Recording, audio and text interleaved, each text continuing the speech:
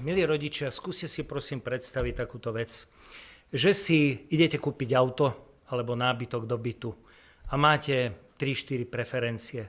Zoradíte ich, pošlete objednávku do obchodu.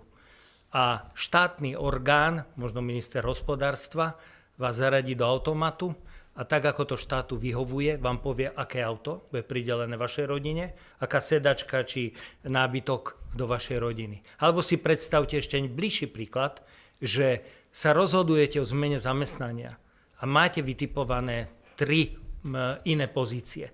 Tak si predstavte, že ich zoradíte a znovu minister sociálnych vecí, práce a rodiny vám povie, dá vás do automatu, čo ten štát, kde vás chce mať, kam pôjdete. Je to pre vás vôbec predstaviteľné? Nepripadá vám to ako nejaká sci-fi z čias komunizmu? Tak toto presne robia vašim deťom. Pre vaše deti je nástup do školy úplne rovnaká vec a hádam väčšia ako nákup auta alebo sedačky do obývačky.